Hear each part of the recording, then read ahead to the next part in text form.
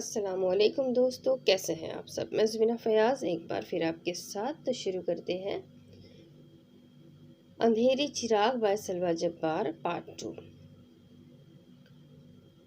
وہ ہاتھ میں پکڑے چھوٹے سے فون پر بار بار ٹائم دیکھ رہی تھی اور اپنی کالی چادر کو بار بار صحیح کر رہی تھی۔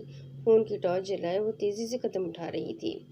اس وقت رات کے صرف 9 ہی بجے تھے، لیکن یہاں کے ماحول کے مطابق ہر جگہ ہو کا عالم تھا۔ دور تک سوائے ویرانی اور اندھیرے کے اور کچھ نہ تھا۔ گلالئی کا دل کیا کہ وہ کوئی جادو کی چھڑی گھمائے اور بس کسی طریقے سے گھر پہنچ جائے۔ اسے کبھی بھی گھر آنے میں اتنی دیر نہیں ہوئی تھی۔ دن کے وقت وہ حویلی میں، جبکہ شام کے وقت وہ ایک اور گھر میں بچوں کو پڑھانے جاتی۔ یہ گھر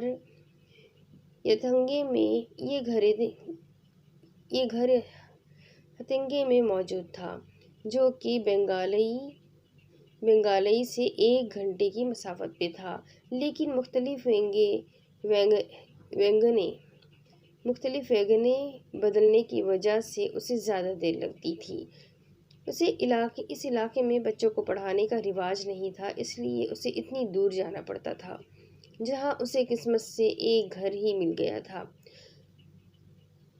جو اپنے بچوں کو گھر میں ہی پڑھانا چاہتے تھے۔ اس نے الوچ میں بھی نوکری ڈھونڈنے کی کوشش کی، لیکن وہاں زیادہ تر ادارے سرکاری تھے جن کے لیے اس کی اہلیت ناکافی تھی۔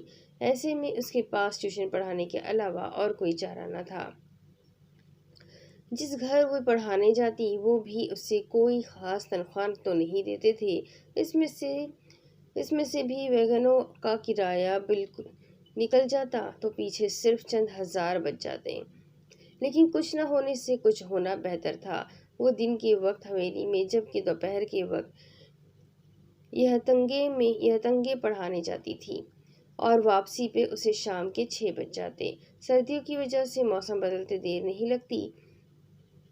آج بھی اس کی واپسی کے وقت بارش شروع ہو گئی تو اسے وہیں پر کچھ دیر تک رک جانا پڑ گیا، لیکن بارش ختم ہوتے ہوتے اسے کافی دیر ہو چکی تھی، اور اب وہ رات کے اس پہر میں گھر کی راہ پہ گامزن تھی۔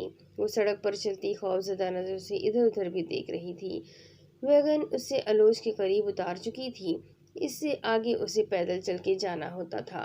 لمبی سنسان سڑک پر دور تک پھیلے ہیبت ناک اندھیرے میں سڑک کے کنارے سے نیچے دیکھو تو گہری کھائیاں تھیں۔ اسے اپنے بائیں جانب پہاڑوں کے بڑے بڑے حیولے نظر آ رہے تھے، جن پر کہیں کہیں ٹاورز کے اوپر لگی سرخ روشنی واضح تھی، جبکہ دائیں جانب درخت ہی درخت موجود تھے۔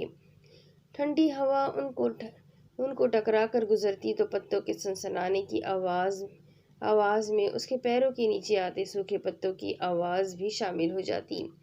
دور کسی وادی سے آنے والی بھیڑیوں کی آواز بھی فضا میں گونج رہی تھی۔ کچھ دیر پہلے ہونے والی بارش کی وجہ سے ہر طرف دھند چھائی ہوئی تھی۔ گلالئی کے پیر خوف سے لرز رہے تھے، مضبوطی سے اپنی شال جکڑے تیزی سے چلتی جا رہی تھی۔ جب اسے دور سے آتی گھوڑوں کی ٹاپوں کی آواز سنائی دی، اس کا دل سوکھے پتے کی مانند لرزنے لگا تھا، لیکن اس نے مڑ کر دیکھنے کی غلطی نہیں کی تھی۔ اس نے قدموں کی لڑکھڑاہٹ پہ بمشکل قابو پا کر اپنی رفتار مزید بڑھا دی تھی۔ ٹاپوں کی آواز بھی قریب سے قریب تر ہوتی جا رہی تھی۔ لالی نے تقریباً بھاگنا شروع کر دیا جب اسے آواز اپنے سے چند قدم کے فاصلے پر سنائی دی۔ بھاگنے کی کوشش میں اس کا پیر کسی پتھر سے ٹکرایا اور وہ وہیں لڑکھڑا کر گر گئی۔ اسے محسوس ہوا کہ گھوڑا بالکل اس کے پیچھے آ کے رکا ہے۔ اس کے ہاتھ پیر بری طرح سے کانپ رہے تھے۔ وہ بے ہوش ہونے کو تھی جب اسے ایک جانی پہچانی آواز سنائی دی، "گلالئی!" اس آواز میں کچھ ایسا تھا کہ پلٹنے پر مجبور ہو گئی۔ اس نے پلٹ کے دیکھا تو سفید رنگ کے گھوڑے پہ کوئی بیٹھا اسی کی جانب دیکھ رہا تھا۔ سفید رنگ کی شلوار قمیض پہنے، کندھوں پر کالی چادر ڈالے اور سر پہ کالے رنگ کی پکول پہنے، وہ اور کوئی نہیں بلکہ دلاور علی خان تھا۔ چاند کی مدھم سی روشنی نے اس کی مغرور نقوش کو 4 چاند لگا دیے تھے۔ وہ اس وقت گھوڑے پر بیٹھے اس کی لگامیں تھامے کسی ریاست کا شہزادہ ہی لگ رہا تھا۔ "آپ ٹھیک تو ہیں؟" اس نے گھوڑے سے اتر کر فکرمندی سے پوچھا تو لالی، جو اسے مبہوت ہو کر دیکھ رہی تھی، کچھ شرمندہ ہوتی اس سے نظریں چرا گئی۔ بائیں پیر میں محسوس ہوتی شدید تکلیف نے اسے متوجہ کیا تو دلاور بھی گھٹنے کے بل بیٹھ کر اسے دیکھنے لگا۔ آپ اس وقت یہاں پر کیا کر رہی ہیں؟ وہ بھی اس موسم میں؟ سب خیریت تو ہے؟ پریشانی اس کے چہرے سے آیا تھی۔ وہ ٹیوشن سے آتے آتے دیر ہو گئی، موسم خراب تھا اس لیے اس کی موجودگی میں وہ کافی حد تک پرسکون ہو گئی تھی۔ پاؤں پہ کیا ہوا ہے؟ ادھر مجھے دکھائے۔ اس نے اس کے پیر کا معائنہ کیا تو وہ درد سے چیخ پڑی۔ میرا خیال ہے موچ آ گئی ہے۔ وہ پریشانی سے اسے دیکھتے ہوئے گویا ہوا جس کے چہرے پہ ہوائیاں اڑ چکی تھی۔ اب میں گھر کیسے جاؤں گی؟ وہ تقریباً رو دینے کو تھی۔ دلاور نے ایک نظر اس سے دیکھ کر اپنے گھوڑے کو دیکھا۔ میں چھوڑ دوں گا، وہ ہلکا سا مسکرایا۔ آپ اس وقت کیسے؟ وہ کچھ گڑبڑا گئی۔ جی میں اسی وقت اور اس گھوڑے پہ۔ وہ اٹھ کھڑا ہوا اور اس کے آگے اپنا ہاتھ کیا تاکہ اسے سہارا دے کے اٹھا سکے۔ وہ کچھ دیر اس کے بڑے ہوئے ہاتھ کو دیکھتی رہی اور پھر بغیر اس کا ہاتھ تھامے بمشکل ایک پیر پہ وزن دیے کھڑی ہوئی۔ دلاور اس کی ساری کارروائی خاموشی سے دیکھ رہا تھا۔ بہت شکریہ، لیکن میں خود ہی چلی جاؤں گی، وہ پیر میں اٹھتی تکلیف کو نظر انداز کر کے بولی۔ کیا واقعی؟ وہ جانتا تھا کہ وہ ایک قدم بھی نہیں چل پائے گی۔ لالی نے ذرا سا اپنا بائیں پیر پہ وزن دیا تو درد کی ایک شدید لہر اس کے پورے جسم میں دوڑ گئی۔ وہ بے اختیار واپس زمین پہ بیٹھ گئی۔ دلاور ٹھنڈا سانس بھر کے رہ گیا اور ایک بار پھر اس کے آگے اپنا ہاتھ کیا۔ لالی، کم سے کم اس وقت میں آپ کو اکیلا نہیں چھوڑ سکتا۔ بے شک فی الحال آپ میری ذمہ داری نہ سہی، لیکن اس وقت آپ کو صحیح سلامت گھر پہنچانا میری ذمہ داری ہے۔ لہٰذا پلیز میرے ساتھ کوآپریٹ کریں، ورنہ اگر زبردستی بھی کرنی پڑی تو مجھے کوئی افسوس نہیں ہوگا۔ So please it's a request. اس نے گویا اس کی منت کی۔ لالی خود بھی جانتی تھی کہ اس طرح وہ گھر نہیں پہنچ سکتی، اسی لیے ایک فیصلے پہ پہنچ کے اس کے بڑھے ہوئے ہاتھ کو تھام کر وہ مشکل کھڑی ہوئی۔ دلاور نے اسے سہارا دے کر گھوڑے پہ بٹھایا اور پھر خود بھی اس کے پیچھے بیٹھ گیا۔ دلاور نے اس بات کا خاص خیال رکھا تھا کہ لالی سے فاصلہ قائم رکھے۔ لالی بھی یہ بات محسوس کر کے بالکل پرسکون ہو گئی۔ وہ جانتی تھی کہ دلاور اسے صحیح سلامت اس کے گھر تک پہنچائے گا۔ گھوڑے کی رفتار کافی تیز تھی۔ وہی منظر جو کچھ دیر پہلے اسے خوفزدہ کر رہا تھا اب مختلف لگنے لگا تھا۔ گھوڑے پر بیٹھ کر اسے اپنا آپ شہزادی جیسا محسوس ہوا، جبکہ اپنے پیچھے بیٹھے شہزادے کو وہ بالکل نظر انداز کر چکی تھی۔ دلاور کو شروع سے ہی گھوڑ سواری کا بہت شوق تھا۔ اسے ڈیری کی پچھلی طرف ہی اپنا استبل بھی بنا رکھا تھا جس میں ہر نسل کے گھوڑے موجود تھے۔ وہ اکثر ہی رات کے وقت اپنے پسندیدہ گھوڑے پہ سواری کرتا رہتا، جس کا نام اس نے میرو رکھا تھا۔ لالی کو گھوڑے پہ بیٹھے برسوں ہو گئے تھے، اسی لیے اسے ڈر بھی لگ رہا تھا۔ ڈر تو نہیں لگ رہا؟ دلاور نے پوچھا۔ نہیں تو ڈرنے کی بھلا کیا بات ہے؟ وہ لہجہ مضبوط بنا کر بولی۔ دلاور نے اس کی کیفیت کو سمجھ کے رفتار تھوڑی کم کی تو لالی نے بھی سکا سانس لیا۔ کچھ ہی دیر میں وہ اس کے گھر کے سامنے موجود تھا۔ وہ پہلے خود اترا اور پھر احتیاط سے لالی کو اتار کر اسے سہارا دے کر گھر کے دروازے کے سامنے پہنچایا۔ اندر نہیں بلائیں گی؟ وہ اس کا جواب جانتا تھا، پھر بھی کسی امید کے تحت بولا۔ نہیں، اس نے یک لفظی جواب دیا، پھر اپنی حرکت پر خود ہی شرمندہ سی ہو گئی۔ ابھی تو اس شخص نے اس کی مدد کی تھی۔ وہ دراصل کافی دیر ہو گئی ہے نا، اور ویسے بھی اندر آپ کو بٹھانے کی کوئی جگہ نہیں ہے۔ آپ کو عادت نہیں ہے نا ایسے ماحول کی؟ جگہ گھر میں نہیں دل میں ہونی چاہیے، اور عادت نہیں ہے تو ڈال لوں گا، آپ بس بلانے والی تو بنے۔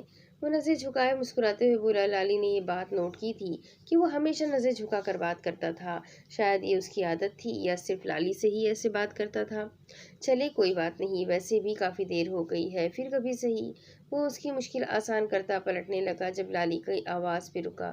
سنیں جی، وہ جو پیسے دیے تھے نا آپ نے، وہ میں جلد لوٹا دوں گی، اس نے ہچکچاتے ہوئے کہا۔ کون سے پیسے؟ وہ جان کے بھی انجان بن گیا۔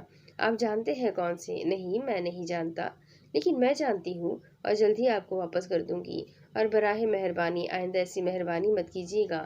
اگر آپ کا خیال ہے کہ یہ سب کر کے آپ میرے دل میں کوئی جگہ بنا لیں گے تو یہ آپ کی غلط فہمی ہے۔ میں اپنی مجبوریوں کے پیچھے چند پیسوں کے عوض اپنی محبت کا سودا نہیں کر سکتی۔ وہ ایک ہی سانس میں سب کہہ گئی۔ اس نے نظر جھکائے تحمل سے اس کی بات سنی اور پھر بولا۔ محبت میں سودے بازی نہیں ہوتی، کیونکہ سودا تو نفع نقصان دیکھ کر کیا جاتا ہے۔ محبت میں اگر نفع دیکھنا شروع کر دو تو بہت نقصان ہو جاتا ہے۔ میں کوئی سودا کرنا بھی نہیں چاہتا۔ میں چاہتا ہوں آپ اپنی خوشی سے مجھے قبول کریں۔ میں کوئی خریدار نہیں جو محبت کو کبھی خریدنا چاہوں۔ خریدار تو محبت کرنا جانتے ہی نہیں۔ خریدی ہوئی چیزیں جلد دل سے اتر جاتی ہیں۔ براہ کرم آئندہ میری نیت پر شک مت کیجیے گا۔ دلاور علی خان نہ تو محبت میں ملاوٹ کرنا جانتا ہے اور نہ ہی کسی کو اس کے پاک جذبوں پہ شک کرنے کی اجازت دے گا۔ لالی تو بس مبہوت سی کھڑی اس کی باتیں سن رہی تھی۔ اسے لگا جیسے یہ شخص اس پر کوئی طرز میں پھونک رہا ہو۔ رات کی تاریکی میں ہر طرف چھائی خاموشی کو توڑتی اس کی دھیمی لیکن بارعب آواز اس کے گرد حصار باندھنے لگی۔ جب وہ خاموش ہوا تو وہ واپس ہوش میں آئی۔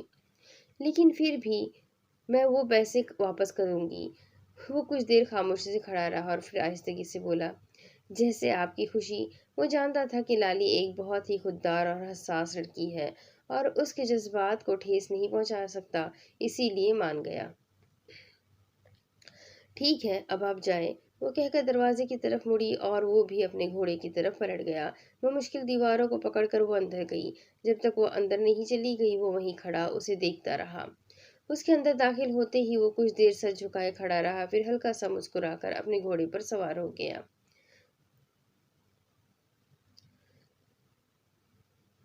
اس نے جیپ سے باہر قدم رکھا تو سامنے کا منظر دیکھ کر کچھ پل کے لیے مبہوت رہ گیا۔ پہاڑ اسے کبھی بھی پسند نہیں رہے تھے، بلکہ اسے تو ہمیشہ ان سے عجیب سی وحشت ہوتی تھی، لیکن سامنے کا منظر تھا ہی ایسا کہ کسی کو بھی اپنی خوبصورتی میں جکڑ سکتا تھا۔ بلند و بالا پہاڑ اپنی پوری شان و شوکت سے کھڑے تھے۔ فرق بس اتنا تھا کہ عام دنوں میں جو پہاڑ سرسبز ہوا کرتے تھے آج وہ برف سے ڈھکے ہوئے تھے۔ ہر طرف دھند ہی دھند تھی، جیسے بادل زمین پر اتر آئے ہوں، لیکن برف ہمیشہ اس کے دل پہ آسودگی سی طاری کر دیا کرتی تھی۔ شاید اس کی وجہ وہ رات تھی جو اس کے دل پہ بچپن میں نقش ہو چکی تھی۔ ہاں، وہ بھیانک رات جس میں اس کی زندگی بدل کر رکھ دی تھی۔ وہ بھی تو برفیلی ہی تھی، پھر وہ کیوں کر دوسروں کی طرح برف کو پسند کرتا۔ لوگوں کو برف سے کھیلنا اچھا لگتا تھا، جبکہ اسے تو برف سے ڈھکی زمین ایسے لگتی جیسے سفید کفن بچھا ہو۔ انجن گرم ہو گیا ہے، کچھ دیر لگے گا ٹھیک ہونے میں، تب تک آپ چاہے تو کوئی چائے شائے پی لو۔ ڈرائیور نے سامنے بنے ڈھابے کی طرف اشارہ کیا۔ اس وقت وہ الوچ سے تقریباً آدھا گھنٹے دور تھے۔ وہ جلد سے جلد الوچ وہاں پہنچ جانا چاہتا تھا، لیکن خود بخود دیر ہوتی جا رہی تھی۔ پہلے برف باری اور اب جیپ کا انجن گرم۔ ویسے تو وہ خود ڈرائیو کر کے آنا چاہتا تھا، لیکن کیونکہ وہ اتنے عرصے بعد واپس آیا تھا تو راستے بھی بھول چکا تھا۔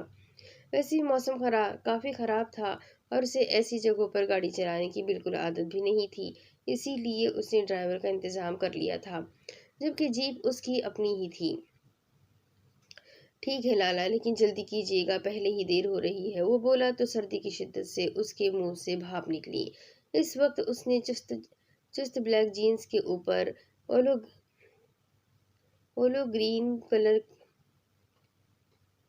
گرین کلر کا سویٹر اور اس کے اوپر بلیک لیدر کی جیکٹ پہن رکھی تھی، جبکہ گلے میں بلیک ہی مفلر لپیٹا ہوا تھا۔ ہاتھ میں لیدر اسٹریپ والی قیمتی گھڑی اور پیر بلیک اور گرین جوگرز میں مقید تھے۔ وہ سامنے بنے ڈھابے کی طرف بڑھا اور باہر رکھے بینچوں میں سے ایک پر بیٹھ گیا۔ ڈھابے کے اندر صرف ایک پیلا ٹمٹماتا بلب لگا ہوا تھا۔ چائے کے پتیلے سے اٹھتے دھوئیں اور پکوڑوں کی خوشبو سے اسے عجیب سے احساس نے آ گھیرا۔ اس نے اپنے لیے چائے منگوائی اور ارد گرد کا منظر دیکھنے لگا۔ یہاں زیادہ رش نہیں تھا، زیادہ تر لوگ یہاں کے مقامی ہی تھے۔ وہ تو شلوار قمیص پر صرف گرم شال لپیٹ کر مزے سے گھوم رہے تھے، جبکہ اس کی تو اتنی گرم جیکٹ اور سویٹر میں بھی کلفی جم رہی تھی۔ اس نے دونوں ہاتھوں کو آپس میں رگڑتے ہوئے سامنے بیٹھے شخص کو دیکھا، جو گرم شال میں لپٹا سرخ آنکھوں سمیت پوری طرح بانسری بجانے میں مگن تھا۔ شاید وہ بھی چائے کے انتظار میں بیٹھا تھا۔ وہ کوئی اداس سی دھن بجا رہا تھا۔ یہ دھن اس کے لیے جانی پہچانی تھی۔ ہاں، یہی تو وہ دھن تھی جو اس کے بابا اس کی ماما کے لیے بجایا کرتے تھے۔ فضا کی خاموشی کو چیرتی بانسری کی مدھر آواز اسے کسی اور جہاں میں لے جانے لگی۔ اس نے اپنے جوگر زمین پہ جمی برف پہ رکھے تو وہ ذرا سے اندر دھس گئے، کیونکہ برف ابھی بھی اوپر اوپر سے نرم ہی تھی۔ وہ برف پہ نظر جمائے یادوں کی وادی میں کھو گیا۔ بھائی بھائی 7 سالہ عائشہ برف کا گولا بنائے بھائی کی طرف بھاگتی آ رہی تھی، جبکہ شاہ بھی جوابی حملے کے لیے ہاتھ میں برف کا گولا اٹھائے کھڑا تھا۔ اس سے پہلے کہ عائشہ اس تک پہنچتی، شاہ پہلے ہی اس پہ حملہ کر چکا تھا۔ وہ لڑکھڑا کر منہ کے بل گری اور اونچا اونچا رونا شروع کر دیا۔ شاہ فکر مندی سے اس کی طرف بھاگا۔ کھیل اپنی جگہ، لیکن اپنی چھوٹی بہن اس سے جان سے پیاری تھی۔ اس کے رونے کی آواز سن کر پیچھے سے اس کی ماں بھی بھاگتی آئی۔ شاہ کیا کیا تم نے؟ شاہ نے اپنی ماں کو دیکھا جو عائشہ کے کپڑوں سے برف جھاڑتی اسے گھور رہی تھی۔ میں تو بس کھیل رہا تھا، اس نے آہستہ سے کہا۔ 1000 دفعہ کہا ہے ایسے کھیل نہ کھیلا کرو جن میں چوٹ لگے، لیکن تم لوگ میری سنتے ہی کہاں ہو۔ کیا ہو گیا تاشے؟ کیوں ڈانٹ رہی ہو میرے شہزادے کو؟ پیچھے سے آتے اس کے بابا نے کہا اور شاہ کے کندھے پہ ہاتھ رکھ کے مسکرانے لگے۔ خان صاحب، یہ سب آپ کی ڈھیل کا نتیجہ ہے۔ آپ نہ خود انہیں کچھ کہتے ہیں نہ مجھے کہنے دیتے ہیں۔ تاشا نے ناراضگی سے کہا۔ میں آپ کو بھی تو کچھ نہیں کہتا نا۔ انہوں نے محبت پاش نظر سے اپنی بیوی کو دیکھا۔ آپ کی اتنی جرأت کہ مجھے کچھ کہیں؟ اس نے اتراتے ہوئے گردن اکڑائی۔ بالکل نہیں جناب، میری اتنی مجال کہاں۔ وہ مصنوعی ڈرے تو شاہ اور عائشہ دونوں ہی ہنس پڑے۔ بابا، آج ہم حویلی جائیں؟ آپ کو پتا ہے میرے سارے دوستوں کو ہماری حویلی دیکھنے کا اتنا شوق ہے۔ میں انہیں بتاتا بھی ہوں کہ وہ میرے بابا کی حویلی ہے، پر انہیں یقین ہی نہیں آتا۔ اس کی بات پہ ان کے تاثرات ذرا سخت ہوئے۔ وہ گھٹنوں کے بل بیٹھے اور اپنے بیٹے کے دونوں کندھوں پہ ہاتھ رکھے اسے سمجھانے لگے۔ دیکھو شاہ میں آپ کو پہلے بھی بہت بار سمجھا چکا ہوں اور اب بھی سمجھا رہا ہوں، اس طرح ہر کسی کو مت بتایا کرو کہ وہ حویلی آپ کی ہے۔ میں آپ کو وہاں لے کر نہیں جا سکتا۔ آپ کے بابا اس معاملے میں بے بس ہے۔ آپ کو چراغوں والی حویلی دیکھنے کا بہت شوق ہے نا، لیکن ایک بات یاد رکھیے گا کہ اس حویلی کے چراغ آپ کو سوائے اندھیرے کے کچھ نہیں دے سکتے۔ مجھ سے وعدہ کرے کہ آپ وہاں جانے کی ضد نہیں کریں گے۔ انہوں نے اپنا ہاتھ آگے کیا تو شاہ جو انہیں ناسمجھی سے دیکھ رہا تھا، اس نے ان کے ہاتھ پہ اپنا ہاتھ رکھ کر وعدہ کر لیا۔ صاحب، اور کچھ چاہیے؟ وہ ایک جھٹکے سے سوچوں کی دنیا سے واپس آیا اور خالی خالی نظروں سے سامنے کھڑے آدمی کو دیکھنے لگا۔ اور کچھ نہیں، اس نے اپنی بات دہرائی، جس پہ شاہ نے نفی میں سر ہلایا تو وہ چلا گیا۔ اس نے اس جگہ دیکھا جہاں کچھ دیر پہلے وہ شخص بیٹھا بانسری بجا رہا تھا، تو وہ جگہ بھی خالی تھی۔ شاہ سامنے پڑے بھاپ اڑاتے چائے کے کپ اور پھر اپنے دائیں ہاتھ کی ہتھیلی کو دیکھ کر افسردگی سے مسکرایا۔ کچھ وعدے ہوتے ہی ٹوٹنے کے لیے ہیں، انہیں توڑنا ہی پڑتا ہے۔ ایک وعدہ آپ نے توڑا تو ایک میں نے توڑ دیا، حساب برابر۔ دوسری طرف، تم پاگل تو نہیں ہو گئے؟ کتنی دفعہ کہا ہے کہ میں ایسے روز روز ملنے نہیں آ سکتی۔ دیکھو طلحہ، میں شریف لڑکی ہوں، تم سے محبت کرتی ہوں، تو اس کا مطلب یہ ہرگز نہیں کہ تمہیں اپنی محبت کا ناجائز فائدہ اٹھانے دوں گی۔ وہ تیز لہجے میں چپتی ہوئی نظریں اس پہ گاڑے کہہ رہی تھی۔ گل، میں تمہیں پہلے بھی سمجھا چکا ہوں اور اب بھی سمجھا رہا ہوں، میں کوئی ناجائز فائدہ نہیں اٹھانا چاہتا۔ مجھے خود بھی اچھا نہیں لگتا تم سے بار بار چوروں کی طرح ملنا، لیکن اس دل کا کیا کروں جو تمہیں دیکھے بغیر بند ہونے لگتا ہے۔ اس نے ہمیشہ والی بات پھر دہرائی۔ وہ دونوں اس وقت الوچ کے بازار سے تھوڑا دور ایک درخت کے نیچے کھڑے تھے، جہاں اکا دکا لوگ تھے، پھر بھی احتیاطاً اس نے چہرے پہ چادر سے نقاب کر رکھا تھا۔ بالکل ایسی ہی کالی چادر لالی بھی لیا کرتی تھی جو وہ شہر سے اپنے اور گل کے لیے لائی تھی۔ تو تم میرے گھر رشتہ کیوں نہیں بھیجتے؟ کب سے تم نے یہ معاملہ لٹکایا ہوا ہے؟ مجھے کوئی ایک جواب دے دو۔ اب تو مجھے لگتا ہے کہ تمہاری ہی نیت میں کھوٹ ہے، تم صرف وقت گزاری کر رہے ہو۔ کیسی باتیں کر رہی ہو گل؟ تمہیں میری نیت پہ شک ہے؟ مجھے یقین نہیں آ رہا۔ اور یار، کیسے لاؤ رشتہ؟ قسم کھانے کو تیار ہوں کہ میں نے بابا سے بہت بار بات کی ہے، لیکن وہ اپنے ہم پلہ لوگوں میں رشتہ کرنا چاہتے ہیں۔ اب تم ہی بتاؤ میں کیا کروں؟ وہ بے بسی سے بولا۔ یہ ہم پلہ کیا ہوتا ہے؟ ہاں، یہ بات تمہیں تب نہیں یاد آئی تھی جب محبت کے بڑے بڑے دعوے کرتے تھے؟ اب تمہیں یہ نیا بہانہ مل گیا ہے کہ ہم پلہ لوگوں میں شادی کرنی ہے؟ उसे तलहा पर शदीद गुस्सा था, जो पिछले 6 महीने से उसे टाल रहा था। गुल की मुलाकात तलहा से अपने स्कूल में हुई थी, जब वो अपने बाबा के दोस्त से मिलने आया था, जो उसी स्कूल के प्रिंसिपल थे। तलहा को गुल दोपहरी पहली ही नज़र में पसंद आ गई थी, और बस फिर आहिस्ता आहिस्ता उनकी मुलाकातों का सिलसिला शुरू हो गया। उस वक्त गुल 10वीं में थी, जबकि अब तो मैट्रिक के इम्तिहान देकर फारिग भी हो गई थी और कॉलेज की तैयारी कर रही थी। लेकिन तलहा अभी तक अपने बाबा को रजामंद नहीं कर पाया था, या शायद उसने अभी घर बात ही नहीं की थी। तलहा का बाप बहुत अमीर कबीर ज़मींदार था, और उसका ताल्लुक टिम्बर माफिया से भी था, इसीलिए उसके ताल्लुकात बहुत ऊपर तक थे। वो चाहता था कि तलहा का रिश्ता किसी ऊंचे घर में करे। गुल, एक काम हो सकता है, उसने हिचकिचाते हुए वो बात करनी चाहिए जो वो पिछले कई दिनों से सोच रहा था, लेकिन हिम्मत नहीं कर पाया था। क्या? अगर तुम मान जाओ तो? मतलब कोई ज़बरदस्ती नहीं है, लेकिन अगर तुम्हारा दिल राज़ी हो तो हम भाग के शादी कर सकते हैं। आखिर उसने कह ही डाला। गुल ने उसे ऐसे देखा जैसे वो पागल हो गया हो। वो पहले काफी देर बेयकीनी और फिशोलबार निगाहों से उसे देखने लगी। तुम्हारा दिमाग तो खराब नहीं हो गया? समझ क्या रखा है आखिर मुझे? मोहब्बत करती हूँ तो इसका मतलब ये है कि भाग कर आ जाऊंगी? इतनी घटिया सोच है तुम्हारी? वो अचानक ही फट पड़ी।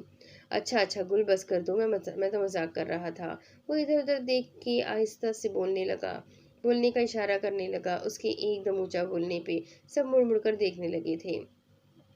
ऐसा बेहुदा मजाक भी होता है? उसका गुस्सा कम ही नहीं हो रहा था। अच्छा यार, माफ कर दो, आइंदा नहीं कहूंगा, गलती हो गई। वो हाथ जोड़ने पे आ गया। अच्छा बस बस, ज्यादा ड्रामे ना करो। गुल ने हाथ उठा के उसे रोका। मैं तो सिर्फ इसलिए कह रहा था कि तुम्हारे घर के हालात भी कुछ इसी तरह के हैं कि गुजारा मुश्किल है। ये मुझसे तुम्हारा ये हाल देखा नहीं जाता। मुझसे एक बार तुम्हारी शादी हो गई तो तुम्हारे साथ साथ तुम्हारे घर वालों के हालात भी बदल जाएंगे। वो धीमे लहजे में उसे समझाने लगा। तुम जो भी कहो, ये निहायत ही फजूल बात है। मैं अपने घर वालों को सारे ज़माने में जलील और रुसवा नहीं करवा सकती। और लाली, उसको कितना यकीन है मुझ पर, मैं ऐसा मर के भी नहीं करूँगी। वो आने वाले हालात से बेखबर मजबूत लहजे में बोल रही थी। फिर मुझे कुछ वक्त दो, यकीन करो, मैं अपनी पूरी कोशिश कर रहा हूँ। ठीक है, ले लो वक्त, लेकिन एक बात मैं तुम्हें बता दूँ, अगर तुमने मुझे धोखा देने की कोशिश की ना, तो तुम्हारे घर आकर तुम्हें गोलियों से भून दूंगी, याद रखना। वो धमकी आमेज लहजे में बोली। हाँ हाँ ठीक है। वो मुस्कुराकर उससे 2 कदम करीब हुआ और उसका हाथ पकड़ने को आगे बढ़ा, जब पीछे से आती गरेजदार आवाज पर उसके कदम थम गए थे, जबकि लाली की तो चीख ही निकल गई। यहाँ क्या हो रहा है? तलहा ने मुड़कर उस शख्स को देखा जो शदीद गुस्से में खड़ा उसे घूर रहा था। अरे दिलावर, तुम यहाँ? वो उसे देखकर हैरान हुआ था। तुम यहाँ क्या कर रहे हो? उसे शदीद गुस्सा भी आया था कि गुल को उसके साथ खड़े देख के उसे शदीद गुस्सा आया था गुल को उसके साथ खड़े देख के। वो कुछ भी नहीं, असल में ये रास्ता भूल गई थी तो मैं इनकी मदद कर रहा था। लगता है ये वाकई रास्ता भूल गई थी। उसने गुल को देखा जो नजर झुकाए खड़ी थी। उसने एक बार भी दिलावर की तरफ नहीं देखा था। अच्छा यार, फिर मैं चलता हूँ, बाबा ने एक ज़रूरी काम का कहा था। अब नाजनीन की शादी पे ही मुलाकात होगी। वो जल्दी से कहकर उससे हाथ मिलाता अपनी गाड़ी की तरफ बढ़ गया था। अगर वो कुछ देर यहाँ और रुकता तो कहीं दिलावर असल बात जानकर उसकी शिकायत बाबा को ही न लगा देता। जो भी था, लेकिन तलहा अपने बाप से बहुत डरता था। उसके जाने के बाद वो गुल दोपहरी की तरफ मुतवज्जा हुआ। नाजनीन की शादी की वजह से आजकल उसके बाजारों के बहुत चक्कर लग रहे थे। अभी भी वो अपनी माँ की बनाई गई लंबी लिस्ट लिए बाजार से चीज़ें खरीद कर आ रहा था।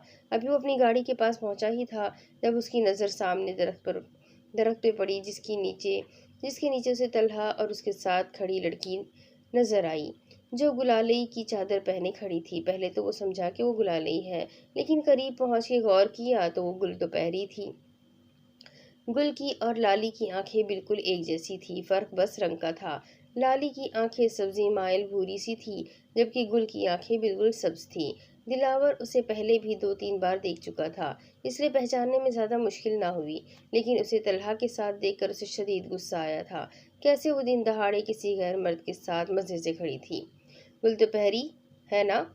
वो चलते हुए उसके करीब आकर खड़ा हुआ। گل نے اس کے منہ سے اپنا نام سنا تو نظریں اٹھا کر اسے دیکھا، لیکن اس کی نظریں تو پلٹنا ہی بھول گئیں۔ دھوپ کی تمازت سے تمتماتے چہرے پہ مغرور نقوش اور ان پہ سنجیدگی نے اس سے پل میں جکڑا تھا۔ ماتھے پہ بکھرے ہلکے بھورے سنہری جھلک دیتے بال جو دھوپ میں چمک رہے تھے، اور اس پہ اس کی وقار شخصیت۔ گل نے آج سے پہلے اتنا حسین مرد نہیں دیکھا تھا۔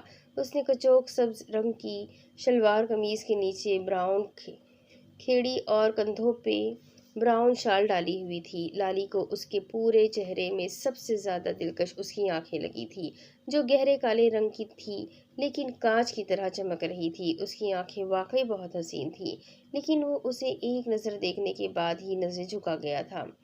اس کی آنکھیں حسین ہیں لیکن وہ توجہ سے دیکھتا ہی نہیں۔ جی وہ اس سے یہ پوچھنا تو بھول ہی گئی کہ اسے اس کا نام کیسے پتا تھا۔ دلاور کو اس کی عجیب سی نظروں سے کوفت ہوئی۔ آپ اس وقت یہاں کیا کر رہی تھی؟ وہ ہنوز نظر جھکائے کھڑا تھا، جبکہ لالی تو بس ٹکٹکی باندھے اسے دیکھے جا رہی تھی۔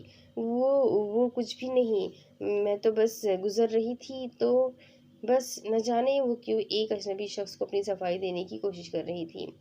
دلاور نے تھوڑی ٹھنڈی سانس خارج کی اور ارد گرد نظر دوڑائی۔ سامنے ہی اسے لڑکوں کا ایک ٹولہ نظر آیا جو شکل سے ہی لفنگے معلوم ہوتے تھے۔ پھر اس نے دور تک برف سے ڈھکی سڑک کو دیکھا۔ آج صبح ہی تو برف باری ہوئی تھی اور موسم ابھی بھی خراب ہی تھا۔ اگر راستے میں گل کے ساتھ کوئی حادثہ ہو جاتا تو؟ لالی تو گل سے بہت محبت کرتی ہے، نہیں وہ اسے اکیلے ہرگز نہیں جانے دے گا۔ ایک فیصلے پہ پہنچ کے وہ اس سے مخاطب ہوا، آئیے میں آپ کو گھر چھوڑ دوں۔ وہ پلٹ کر اپنی گاڑی کی طرف بڑھنے لگا، جب پیچھے سے گل کو نہ آتے دیکھ کر اس کی طرف مڑا اور سوالیہ نظروں سے دیکھا۔ وہ آپ، میرا مطلب آپ ہے کون؟ آخر اس نے ہمت کر کے پوچھ ہی لیا۔ آپ کی بہن جس حویلی میں پڑھاتی ہے میں وہاں رہتا ہوں۔ میں بڑے خان کا پوتا دلاور علی خان ہوں۔ آپ کی بہن گلالئی بھی مجھے جانتی ہے، اس لیے گھبرانے کی کوئی بات نہیں۔ اس موسم میں اکیلے جانا خطرناک ہے، اس لیے آپ کے گھر تک آپ کو پہنچانا میری ذمہ داری ہے۔ فکر مت کریں، میں سیدھا آپ کو گھر لے کر جاؤں گا، آپ مجھ پر اعتبار کر سکتی ہے۔ وہ تحمل سے اسے بتانے لگا۔ اس کی آواز بھی اسی کی طرح خوبصورت تھی، بھاری آواز لیکن دھیما لہجہ۔ میں چلی جاؤں گی۔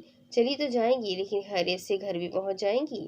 اس کی بات پہ گل کو رات کا واقعہ یاد آیا جب لالی یدھنگے سے واپسی پر لیٹ ہو گئی تھی۔ سکینہ بیگم کا تو رو رو کر برا حال تھا، جبکہ گل الگ پریشان تھی۔ وہ پہلے بھی لیٹ ہو جایا کرتی تھی لیکن اتنی دیر کبھی نہیں ہوئی تھی، اوپر سے موسم الگ خراب تھا۔ اس نے کتنی ہی بار دلیر اور دمیر کو بھی پتہ کرنے بھیجا تھا لیکن وہ بھی مایوس لوٹ آئے تھے۔ پھر آخرکار جب وہ گھر میں داخل ہوئی تو سب کی جان میں جان آئی، جبکہ اس کے پیر کی موچ کا سن کر سب نئے سرے سے پریشان ہو گئے تھے۔ لالی نے بتایا تھا کہ وہ بڑی مشکل سے گھر پہنچی، لیکن دلاور کا ذکر اس نے نہیں کیا تھا۔ آج جب سکینہ بیگم لالی کی موچ دکھانے اسے لے کر مقامی حکیم کے پاس گئی تو وہ بھی چھپتے چھپاتے طلحہ سے ملنے آ گئی، لیکن وہ واپسی پہ اسے خود بھی گھبراہٹ ہو رہی تھی۔ وہ باہر کم ہی نکلا کرتی تھی۔ ٹھیک ہے، اس کی ہلکی سی آواز کو بمشکل سن کر دلاور گاڑی کی طرف مڑا تو وہ بھی اس کے پیچھے چل دی۔ گاڑی کے پاس پہنچ کر دلاور نے اس کے لیے پچھلی سیٹ کا دروازہ کھولا تو وہ بھی خاموشی سے بیٹھ گئی، جبکہ دلاور نے ڈرائیونگ سیٹ پر بیٹھ کے گاڑی سٹارٹ کر دی۔ گل رکو، کافی عجیب سا لگا۔ وہ اس کو فرنٹ سیٹ پہ بیٹھنے کا بھی تو کہہ سکتا تھا۔ پھر اپنے ذہن میں آتی سوچ پہ خود ہی لعنت بھیجی۔ توبہ کر گل، ابھی طلحہ سے مل کر آ رہی ہے اور یہ کیا فضول چیزیں سوچ رہی ہے؟ آپ اس لڑکے کو جانتی ہے؟ اس نے سڑک پہ نظر ٹکائے بظاہر سرسری سا پوچھا۔ جی نہیں، وہ اس کے اچانک سوال پہ گڑبڑا گئی۔ کون سا راستہ پوچھ رہی تھی؟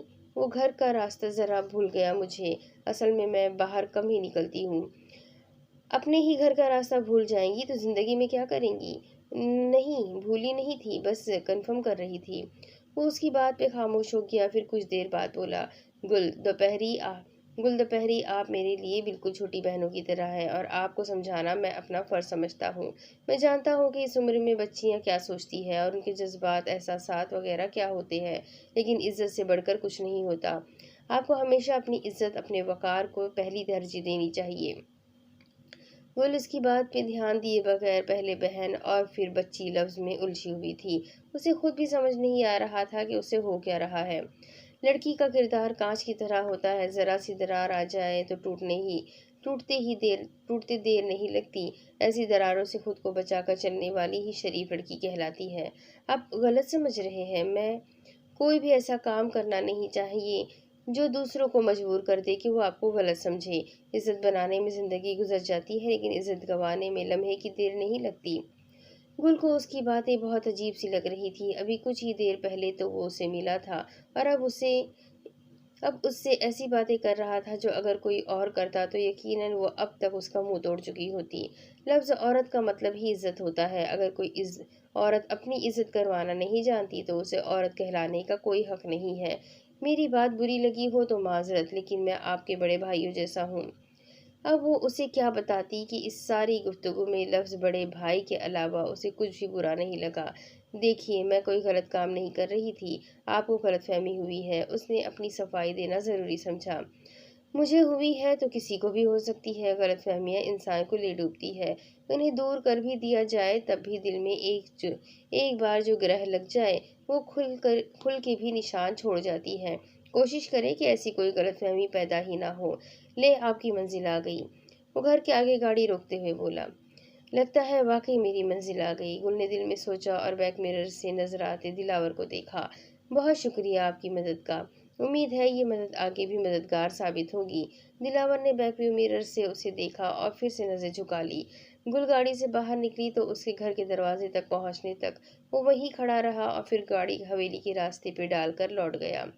लेकिन वो इस बात से बिल्कुल अनजान था कि वो अपना अक्स किसी की आंखों में छोड़ गया था। आपको अहम खबर से आगाह करते जाएं कि पाकिस्तान के मशहूर और मारूफ बिजनेसमैन तौफीक सिद्दीकी का बेदर्दी से कत्ल कर दिया गया है। तफ्तीशी टीम के सरबराह के मुताबिक उनकी पर किसी नुकीली चीज से कई बार वार किया गया था, जिससे वो मौके पे दम तोड़ गए। पुलिस का शक मशहूर बिजनेसमैन और सोशल वर्कर मीर जहाँ पर है, लेकिन सबूत न होने की वजह से मजीद पेशरफ्त नहीं की जा रही। मजीद तफसीलात के लिए राब्ता करेंगे हमारे नुमाइंदे। जफर आलम ने टीवी बंद किया और फिर पाशा को देखा, जो टांग पे टांग रखे गर्दन को सोफे के बैग से नीचे लटकाए पुरसुकून सा बैठा था, जबकि अपने मखसूस अंदाज में बाउलर हेड से चेहरा छुपा रखा था। इस वक्त वो ब्लैक पैंट शर्ट और मैरून कलर के ट्रेंच कोट में मलबूस था। जफर आलम पाशा का सेकंड कजिन और उसका इकलौता दोस्त था, और साथ साथ उसके जराये में बराबर का शरीक भी। इस वक्त भी वो जफर आलम के आलीशान ड्राइंग रूम में बैठा हुआ था। तुम्हारा अपना कारनामा है या किसी को भेजा था? जफर आलम उसके सामने वाले सोफे पे आ बैठा। नए लड़के को ट्रेनिंग देनी थी। बोला भी था कि पाशा का स्टाइल है, एक बार में शहरक काटनी होती है, लेकिन फिर भी इतने वार करके आया है। वो कोफ से कहने लगा। ट्रेनिंग नए लड़के की करानी थी तो नाम मिर्जा का क्यों? क्योंकि तुम लोग जानते हो कि मिर्जा के हर काम के पीछे कौन होता है। आजकल ये लोग मुझे ज्यादा ही हल्के में ले रहे थे, तो सोचा कि जरा सी झलक दिखा दूं अपने पाशा वाले रूप की। वो सीधा होके बैठा और टेबल पे पड़ा चाय का कप उठाया। तुम जो भी कहो, लोग तो सिर्फ मिर्जा से ही डरते हैं क्योंकि सब उसी का नाम जानते हैं। तुम्हारी पहचान तो सिर्फ अंडरवर्ल्ड के बड़े गैंगस्टर तक महदूद है। मैं ऐसा नहीं कर सकता आलम, क्योंकि जो इंसान आगे रहकर काम करता है उसे ज़्यादा मुश्किलात का सामना करना पड़ता है। पुलिस, मीडिया, सियासतदान, सीक्रेट एजेंसीज वगैरह वगैरह, इन सबको डज करने में बहुत वक्त लगता है। मैं इतना वक्त इन सब पर ज़ाया नहीं कर सकता। मुझे और भी काम होते हैं। और जहाँ तक रह गई लोगों की बात, तो लोगों को डराना कोई मुश्किल काम नहीं होता। उन लोग इनको डराने के लिए ज़रूरत ही किसकी होती है? एक बम धमाका, दो चार कत्ल, 5-6 वायरल टॉर्चर वीडियोस और बस फैल गई दहशत, डर गए लोग। लेकिन वो कोई बड़ी बात नहीं। असल बात तो तब है जब अपने बराबर के लोगों को घुटने टेकने पर मजबूर कर दो। कभी आजमा कर देखना, बराबर वाले को हराया जाए तो बहुत ताकतवर महसूस होता है। लेकिन मिर्जा को ये सब पसंद नहीं आएगा। वो पागल शौहरत को बदनामी समझता है। पाशा ने जैसे उसकी अकल पे मातम किया। जफर कुछ देर उसे देखता रहा, जैसे कुछ कहना चाहता हो लेकिन कह ना पा रहा हो। कुछ कहना है? उसने एक आईब्रो उचका के पूछा। कहना तो है, लेकिन शायद तुम बुरा मान जाओ। पाशा सामने टेबल पे बिछी शतरंज की बिसात से एक प्यादे को उठाकर गौर से देखने लगा। और ये बात यकीनन मीरजा के बारे में है। पता नहीं क्यों पर मुझे इस मीरजा पे शक सा होता है। वो कुछ सोच के बोला। पाशा उसकी बात पे हल्का सा मुस्कुराया। तुम्हें सिर्फ शक होता है, मुझे तो यकीन है। क्या मतलब? मतलब ये कि मेरा प्यादा अब खुद से चालें चलने लगा है, कहीं मुझे ही शहमात ना दे दे। ये कहकर उसने प्यादे को बादशाह के करीब ले जाकर खड़ा कर दिया। सोच रहा हूँ कि ये प्यादा अपनी चाल चले। वो प्यादा उठाकर बादशाह को गिराने लगा और फिर अचानक ही रुक गया। इससे पहले ही क्यों न मैं बिसात उलट दूं। ये कहकर उसने वाकई बिसात उलट दी। सारे मोहरे जमीन पे बिछे दबीज कालीन पर बिखर गए। बिसात उलट दी तो हाथ कुछ नहीं आएगा। जफर ने खाली टेबल की तरफ इशारा किया। मेरे दोनों हाथ हमेशा खाली ही होते हैं। पाशा हाथों से नहीं दिमाग से काम लेता है, समझे? जफर ने अपने कदमों में गिरे वजीर को उठाकर टेबल पर रखा और पाशा को देखा, जो अब किसी सोच में गुम था। तो तुम कहते थे कि मिर्जा तुम्हारा वजीर है। प्यादा हो या वजीर, हुक्म तो बादशाह का ही चलता है। जब मोहरे खुद सर हो जाएं तो हार मुकद्दर बन जाती है। बहरहाल जो भी करना हो सोच समझ कर करना। मिर्जा बहुत अहम है। ये तुम्हारा वहम है। वो हल्का सा हंसा। देख लेंगे वहम है या हकीकत, वो कुछ जताते हुए बोला। जरूर, उसने सर हल्का सा खम दिया। वैसे एक बात कहूँ पाशा, उसने पाशा को सताइशी नजर से देखते हुए कहा। तुम बहुत जबरदस्त हो। उसकी बात में पाशा ने हंकारा भरा। जब मैं जवान था तो इससे भी ज्यादा जबरदस्त था। फिर मैं एक परी के कब्जे में आ गया। कौन? वो ताशे? पाशा की आंखें हमेशा इस नाम पे चमकने लगती थी। हाँ भाई, वो परी, और तुम जिन, है ना? हाँ, लेकिन इस बार परी को जिन के साथ ही गुजारा करना पड़ेगा, क्योंकि जिस तोते में इस परी की जान कैद है, वो तोता तो मेरी कैद में है। तोता कैद तो परी कैद। वैसे कहाँ उड़ रहा है आजकल तुम्हारा तोता? अपनी बहन की शादी पर गया है। मिर्जा को जाते वक्त मैंने कहा था कि अब की बार आए तो उसे वापस लेता आए, पाशा ने जुमानी अंदाज में कहा। उसकी बात पे जफर का फलक शगाफ कह कहा बुलंद हुआ। वो बेचारा कहाँ से लाएगा? वैसे भी अब इतना वक्त गुजर चुका है, लगता है अब तुम्हें सिर्फ मिर्जा पे ही गुजारा करना पड़ेगा। शामिर अली खान को भूल जाओ। ऐसे कैसे भूल जाओ अपनी परी की जान को? वो शातिराना मुस्कुराहट के साथ बोला। तो फिर तैयार रहना पाशा साहब, मिर्जा अब बच्चा नहीं रहा। बाप हमेशा बाप रहता है जफर। पाशा ने टेबल पे पड़े वजीर को एक बार फिर उठाकर जमीन पे फेंक दिया। दूसरी तरफ वो पथरीली रविश पे चलती है रस्से भर की कमकमों और सफ़ेद और गेंदे के फूलों से सजाई गई हवेली को देख रही थी। क्या आज कोई तकरीब थी? लेकिन उसे तो किसी ने कुछ बताया नहीं था इस बारे में। वो यही सोचती अंदर दाखिल हुई जब सामने ही हॉल में उसे महाजबीन खान बैठी नजर आई। अस्सलामु अलैकुम खाला। वालेकुम सलाम लाली, आओ बैठो। उन्होंने खुशदिली से जवाब देकर उसे बैठने का इशारा किया तो वो उनके सामने वाले सोफे पे आ बैठी। आज कोई तकरीब वगैरह है क्या? क्या मतलब, तुम्हें नहीं पता? उन्हें शदीद हैरत हुई। क्या नहीं पता? उसने डरते डरते पूछा। कहीं दिलावर की तो शादी नहीं नहीं कर रहे? आज नाजनीन की मेहंदी है। मैंने अमरीन को कहा भी था कि तुम्हें छुट्टी का कह दे। लगता है वो भूल गई। क्या वाकई? बहुत बहुत मुबारक हो खाला। अल्लाह उनके नसीब अच्छे करे। खैर मुबारक बेटा, बहुत शुक्रिया। शुक्र है अल्लाह ने मेरी भतीजी के नसीब खोले। अल्लाह बेहतर करेगा खाला। वो दिल से नाज़नीन के लिए खुश हुई थी। उम्र के फ़र्क के बावजूद नाज़नीन लाली को अपनी दोस्त मानती थी, लेकिन हमेशा लाली यही कहती कि मुलाजमों और मालिकों की कभी दोस्ती नहीं हो सकती। लेकिन अब लाली को थोड़ा दुख भी हुआ था। इतनी बड़ी बात नाज़नीन ने उसे नहीं बताई थी। वैसे तुम कल तो नहीं आई थी, मैं समझी तुमने शादी की वजह से छुट्टी की है। नहीं, वो दरअसल मेरे पाँव में हल्की सी मोच आ गई थी, चला भी नहीं जा रहा था। फिर कल बर्फबारी भी हो गई थी तो मैंने छुट्टी कर ली, माजरत। अरे कोई बात नहीं बेटा, माजरत की क्या बात है? ये बताओ कि अब पाँव ठीक है? डॉक्टर को दिखाया था? जी बेहतर है अब। कल अम्मी हकीम के पास लेकर गई थी। अच्छा अच्छा, खाला मैं से मुबारकबाद दे आऊँ? उसे फौरन ही नाज़नीन से मिलने की जल्दी हुई। बेटा, अभी तो उसके कमरे में सारे कज़न्स जमा हैं। असल में बाहर के मेहमान भी आए हैं। मैं नहीं चाहती कोई तुम्हें कुछ कहे। एक काम करो, तुम पढ़ाने के बाद वापसी पे जाने लगो तो उससे मिलती चली जाना। वो भी तुम्हें याद कर रही थी। वो नरमी से गोया हुई। जी ठीक है, और बच्चे कहाँ हैं? उसने मेहमान खाने के खुले दरवाजे से अंदर देखा जो खाली था। वो खेल रहे होंगे, मैं भी बुलाती हूँ। पहले ही खानम बीबी इतना गुस्सा कर रही थी कि 2 दिन पहले क्यों छुट्टी करा दी। पता तो है तुम्हें खानम बीबी का। आखिरी बात उन्होंने राजदारी से की। लाली उनकी बात में मुस्कुराकर सर हिलाती मेहमान खाने की तरफ बढ़ गई। वो बेड पर बैठी दरवाजे की तरफ रुख मोड़े اپنے ہاتھوں پر لگی مہندی کو دیکھ رہی تھی جس کا رنگ بہت پھیکا آیا تھا۔ ابھی تک اس نے مایو کا جوڑا پہنا ہوا تھا۔ وہ اپنی سوچوں میں گم بیٹھی تھی جب دروازہ کھلنے کی آواز پر وہ سمجھی کہ مہاجبین آ گئی ہے۔ مہاجبین خان آئی ہے۔ چچی، گلالئی آ گئی؟ اس نے بغیر دیکھے پوچھا۔ نہیں، لیکن تمہارا بھائی ضرور آ گیا ہے۔ اپنے پیچھے سے آتی مردانہ آواز کو پہچان کر وہ ساکت رہ گئی۔ اپنے بھائی کی طرف دیکھو گی بھی نہیں۔ وہ آہستگی سے چلتا اس کے پاس آ بیٹھا، لیکن وہ ابھی تک رک موڑے بیٹھی تھی۔ اس سے اپنا دل ڈوبتا ہوا محسوس ہو رہا تھا۔ آنکھیں فوراً ہی بھر آئی اور فرتے جذبات سے ہاتھ کانپنے لگے۔ کیا کچھ یاد نہ آیا تھا یہ آواز سن کر؟ اس کی زندگی کے برے سے برے اور اچھے سے اچھے دن اسی شخص کے ساتھ تو گزرے تھے جو کہنے کو تو اس کا بھائی تھا، لیکن اس کی شکل اس نے کئی سالوں سے نہیں دیکھی تھی، اور آخر آج اس کی زندگی کے اہم ترین موقع پر وہ آ چکا تھا۔ ویسے تو وہ کل ہی آ گیا تھا، لیکن بار بار حویلی کے سامنے سے گاڑی موڑ کر واپس لے جاتا۔ اس کا دل ہی نہیں کر رہا تھا اس حویلی میں قدم رکھنے کو۔ بھائی؟ اس نے پلٹ کر دیکھا تو اسے یقین ہی نہیں آیا کہ اس کے سامنے شاہمیر علی خان بیٹھا اسے ڈبڈبائی نظروں سے دیکھ رہا تھا۔ ہاں گڑیا، تمہارا بدنصیب بھائی۔ اس کی آواز گلوگیر تھی۔ نازنین فوراً اس کے سینے سے لگ کر اونچی آواز میں رونے لگی۔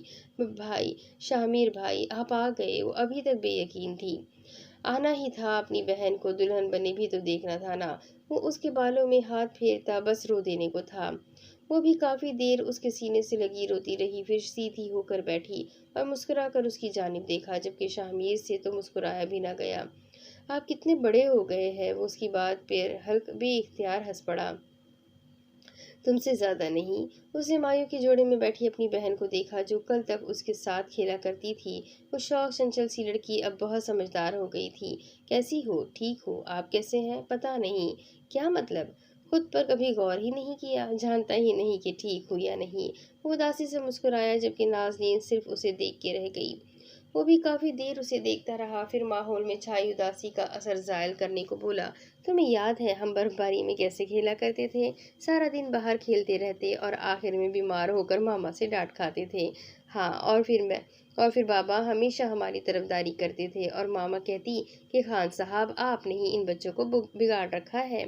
بابا کے ذکر پہ اس کے تاثرات سخت ہو گئے، لیکن پھر جبرن مسکرایا۔ نازنین بھی اس کی کیفیت سمجھ رہی تھی، تبھی بات بدلنے کو بولی۔ بھائی، آپ نے دیکھا پوری حویلی کس طرح سے سجائی گئی ہے؟ سب کتنے خوش اور مطمئن ہیں، کتنی رونق ہے نا یہاں؟ ہاں، حویلی میں تو بہت رونق ہے، پر تمہاری آنکھیں ویران لگ رہی ہے۔ اس نے اس کی آنکھوں میں دیکھ کر کہا تو وہ اس نے نظریں چرا لی۔ ایسا کچھ نہیں ہے، میں بہت خوش ہوں۔ تمہاری مرضی پوچھی گئی تھی؟ جی بالکل۔ خوش ہو؟ جی بالکل۔ کوئی زور زبردستی تو نہیں؟ بالکل نہیں۔ لڑکے کا نام جانتی ہو؟ اس کی بات پہ نازنین کی مسکراہٹ پھیکی پڑ گئی۔ کافی دیر سوچنے کے بعد بھی اسے نام یاد نہ آ پایا۔ حیرت کی بات تھی، جو شخص اس کا شریک حیات بننے جا رہا تھا وہ اس کے نام تک سے واقف نہ تھی۔ ابھی کچھ دیر پہلے ہی تو اس کی کزن بار بار اس کا نام لے کر تنگ کر رہی تھی، لیکن آج اس کا دھیان ہی کہیں اور تھا۔ جب دل ہی کہیں اور اٹکا تھا تو دھیان کیسے ہوتا؟ شاہمیر اسے جانچتی نظروں سے دیکھ رہا تھا۔ وہ جانتا تھا اس حویلی کے رسم و رواج کو۔ یہاں عورت کو عورت کہاں سمجھا جاتا تھا، صرف ایک پتھر کی مورت سمجھا جاتا، جس کے نہ جذبات ہوتے ہیں نہ احساسات، اور پھر اس پتھر کی مورت کو جہاں دل چاہتا سجا دیا جاتا، نہ مرضی پوچھتے نہ ہوشی۔ ویسے بھی مورتی کہاں بولتی ہے، اور اگر بولنے لگتی تو اسے توڑ دیا جاتا، جس سے کئی سال پہلے اس کی ماں کو توڑا گیا تھا۔ ہمارے یہاں ہونے والے شوہر کا نام نہیں لیتے۔ اس نے اپنے تئیں بہانہ پیش کیا، جس پر شاہمیر نے گہرا سانس کھینچا۔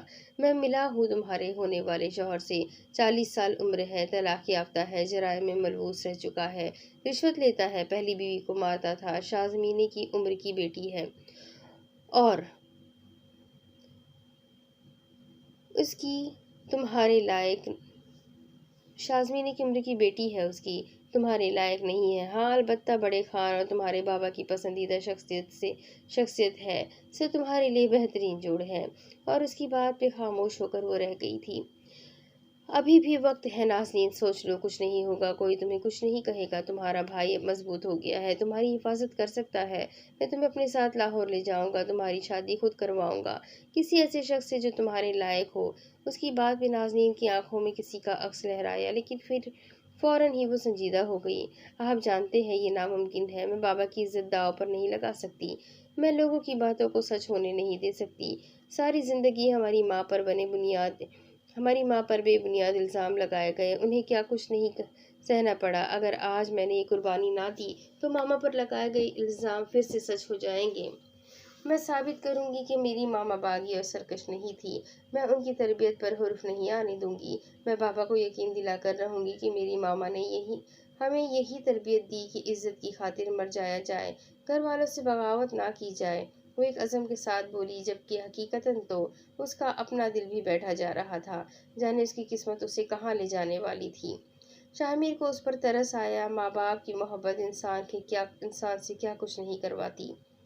हम क्यों दें मामा के किरदार की सफाई। हम क्यों लोगों को गलत साबित करें। सोचते रहें जो सोचते हैं, मुझे तो कोई फर्क नहीं पड़ता। वैसे भी नाज़नीन हमारी माँ हमें छोड़ गई, भरी दुनिया में तन्हा करके चली गई, सगे बाप के लिए पराया करके चली गई, हम पर हमारी ही जिंदगी तंग करके चली गई। वो सिर्फ नाम की माँ है, वरना आज तक उन्होंने हमारे लिए किया ही क्या है। वो रवानी में कहता गया।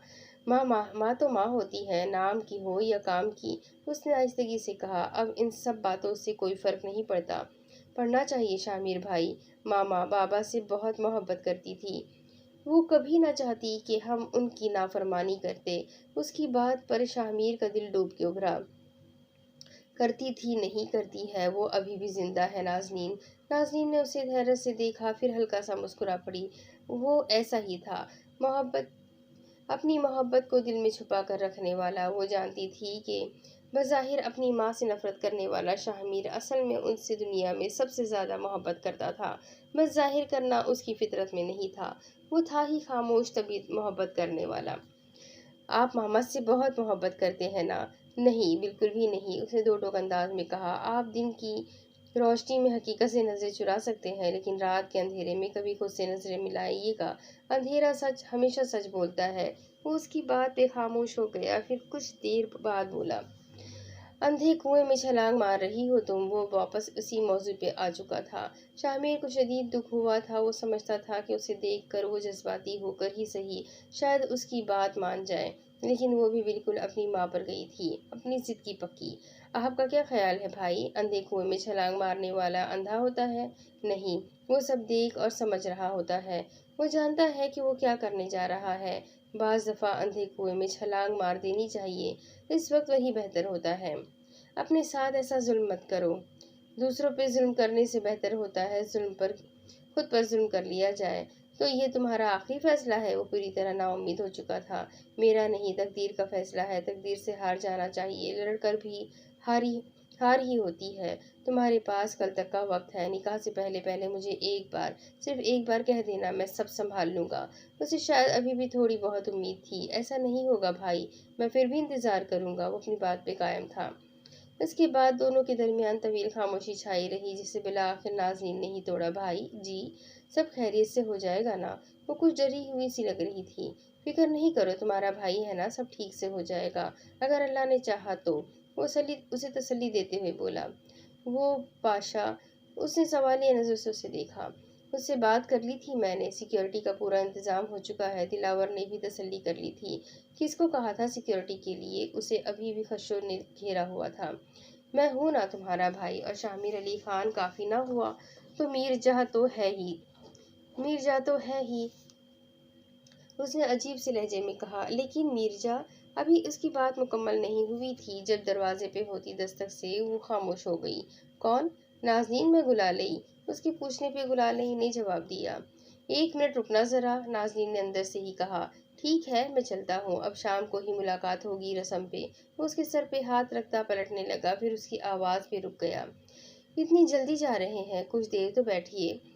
उसने उम्मीद भरी नजरों से उसे देखा तो वो उससे नजरें चुरा गया। तुम जानती हो नाज़नीन, इससे ज्यादा मैं इस हवेली में रहना मेरे बस की बात नहीं है। कल सुबह तुम्हें अपने साथ लेकर जाऊंगा और आखिरी बार हम बहन भाई मिलकर पूरा स्वाद घूमेंगे। लेकिन मेरी तो कल शादी है। फिक्र नहीं करो, मेरी दिलावर से बात हो गई है। भाई मत जाए, यहीं रह जाए प्लीज। वो एक बार फिर से रोने लगी। अब ये मेरे बस में नहीं है। उसकी आंखों में भी आंसू भर आए। इससे पहले कि वो खुद पे ज़ब्त खो देता, जल्दी से उसके सर पे हाथ रखता, दरवाज़ा खोलकर एक लम्हे को रुका जहाँ चौखट पे गुलाले खड़ी थी, फिर बगैर उसे देखे चेहरा झुकाए बाहर निकल गया। पीछे से लाली ने मुड़कर उसे जाते देखा, फिर अंदर दाखिल हो गई। अस्सलाम वालेकुम नाज, क्या हाल है? बहुत बहुत मुबारक हो। वो गर्मजोशी में आकर उसके गले लगी। नाज़नीन भी अब तक अपने तासुरात पर काबू पा चुकी थी। वालेकुम अस्सलाम लाली, मैं ठीक ठाक, बहुत शुक्रिया, आओ बैठो। उसने उसे अपने साथ बैठने का इशारा किया तो वो भी बैठ गई। अच्छी दोस्ती निभाई आपने, आज मेहंदी है और मुझे खबर भी नहीं होने दी। आज भी अगर मैं ना आती तो आपने नहीं बताना था, उसने कुछ खुफी से कहा। ऐसी कोई बात नहीं है लाली, मैं तो कल भी तुम्हारा इंतजार करती रही। फिर शाज़मीने ने बताया कि चची ने तुम्हारी 2 दिन पहले ही छुट्टी करवा दी है, तो मैंने आज ही उन्हें कहा था कि तुम्हें पैगाम भिजवा कर बुलवा ले, और देखो तुम आ गई। वो मुस्कुराकर अपनी असली शाइस्ता लहजे में बोली। इसका और दिलावर का लहजा बिल्कुल एक जैसा होता था। शाइस्ता नर्म और मुस्कुराता हुआ, वो गुस्से में भी ऐसे बोलते थे कि सामने वाले को पता भी न लगता। आपका बुलावा तो खैर मुझे नहीं पहुंचा, आज तो मैं खुद ही आई थी और कल भी खुद ही छुट्टी की थी। दरअसल मेरे पाँव में मोच आ गई थी। नाज़नीन ने उसके पाँव को देखा तो फौरन परेशान हुई। अरे ये कैसे हुआ? देख कर नहीं चलती ना तुम? दर्द तो नहीं हो रहा? नहीं, अब बिल्कुल ठीक है। वो छोड़े, ये बताए दुल्हा देखा आपने? लाली ने अजीब से तासुरात चेहरे पे सजाए हुए पूछा। देखा तो नहीं, अलबत्ता शाज़मी ने बता रही थी कि बड़ी बड़ी आंखें हैं, लंबे चौड़े से हैं, सुर्ख सफ़ेद रंगत है। नाज ने शरारत से कहा। लाली से इतनी तारीफ बर्दाश्त न हुई तो बीच में ही बोल पड़ी। मैंने एक बार देखा था उन्हें, रंगत से ज़्यादा बाल सफ़ेद है उनके। नाज उसकी बात पे हंस पड़ी। लाली को शायद मायूसी हुई थी उसके होने वाले शौहर को देखकर। कहाँ वो 40 साला सफ़ेद बालों वाला शख्स और कहाँ नाजुक सी हसीन आंखों वाली नाजनीन। वो वाकई अपने नाम की तरह थी, नाजनीन। क्या फ़र्क पड़ता है लाली, मैं भी तो 32 की होने वाली हूँ। उसने उसे याद कराना ज़रूरी समझा, लेकिन बाखुदा आप 20 साल से 1 महीना ज़्यादा नहीं लगती। हाँ हाँ जानती हूँ, ये बताओ खानम बीबी कहाँ है? उन्होंने देख लिया ना तो शामत आ जाएगी। उसकी बात पे लाली ने दरवाजे की जानिब देखा तो कुछ याद आने पर बोली। वो मलियार खान की हवेली गई है उनकी बेगम को अलग से शादी की दावत देने। वो आज ही मैके से वापस आई थी ना, इसलिए तभी तो मुझे मौका मिला यहाँ आने का। खैर वो छोड़े, ये बताए वो आदमी कौन था? वो मेरे बड़े भाई है, शाहमीर अली खान। अच्छा, ये वही भाई है जो शहर रहते हैं और कभी कभी आते हैं? नाज ने इस बात में सर हिलाया। आप कभी उनके साथ गई है शहर? हाँ गई थी एक बार, बहुत खूबसूरत है उनका शहर। ढेर सारी यादें लेकर आई थी, बहुत सी कीमती यादें ले आई और एक बहुत ही कीमती शय छोड़ आई थी। उसने खोए खोए अंदाज में कहा। क्या छोड़ आई? अपना दिल। उसने अपने दिल के मकाम पे हाथ रखा। हाँ वाकई शहर की रौनकें है ही ऐसी कि इंसान का दिल ऐसा लगता है कि वापसी नामुमकिन लगती है। वो उसकी बात को किसी और रंग में ले गई थी। मैं भी जब शहर में रहती थी तो वापस आने का दिल ही नहीं करता था। फिर मामा बाबा ही गुजर गए तो शहर की रौनकों से भी दिल उचाट हो गया। वो उदासी से अपनी मासी को सोचकर कहने लगी। नाज को उसके लिए नए सिरे से दुख हुआ था। नाज जानती थी कि वो अपने मामा बाबा से कितनी मोहब्बत करती थी। बेशक वो उसके हकीकी माँ बाप नहीं थे, लेकिन उसने तो बचपन से उन्हें ही अपना सब कुछ समझा था। वही तो थे जिन्होंने उसे एक नई दुनिया से रोशनास करवाया था, आला तालीम दिलवाई, उसे ज़िंदगी का मकसद दिया और उसे इस काबिल बनाकर खुद वो अब्दी नींद जा सोए। मजबूरन लाली को अपने असली माँ बाप के पास लौटना पड़ा। नाज ने उसके कंधे पर हाथ रखकर उसे तसल्ली दी तो वो भी हल्का सा मुस्कुराई। छोड़ो इन बातों को, इधर आओ, मैं तुम्हें अपनी मेहंदी का जोड़ा दिखाऊं। वो उठकर ड्रेसिंग रूम की तरफ बढ़ी तो लाली भी उसके पीछे पीछे चल दी। उसने बार बार बजते फ़ोन को उठाकर खुखार नज़र से देखा, जैसे फ़ोन के बजाय कॉल करने वाले की गर्दन उसके हाथ में हो। उसने एक बार फिर कॉल काटी, लेकिन सामने वाला भी बहुत ही ढीठ था जो एक बार फिर कॉल आने लगी। बेजारी से कॉल उठाकर फ़ोन कान से लगाते वो कमरे में चक्कर आने लगी। अगर कोई बंदा एक बार में फ़ोन ना उठाए तो उसे उसके हाल पे छोड़ देने को ही तमीज़ तहजीब कहते हैं। मुझे तो कभी कभी शक पड़ता है कि कहीं तुम 8वीं फेल तो नहीं, जो इतना भी नहीं पता, उसने दबे दबे गुस्से से कहा। और मुझे कभी कभी शक पड़ता है कि तुम किसी मिनिस्टर की बेटी हो, जो इतने नखरे हैं तुम्हारे। तल्हा को उसका लहजा नागवार गुजरा था। तल्हा, मैं तुमसे इस तरह दिन दहाड़े बात नहीं कर सकती। मोरे अपनी सहेली के घर गई है और दमीर बाग में। वो लोग किसी भी वक्त आ सकते हैं। अब की बार लहजा ज़रा धीमा रखा। जब प्यार किया तो डरना क्या? डरना क्या कि कुछ लगते हैं डरना क्या कि कुछ लगते अब्बा के दो छत्तर पड़ेंगे ना तो सारी डायलॉग बाजी भूल जाओगे। प्यार किया तो डरना क्या हो।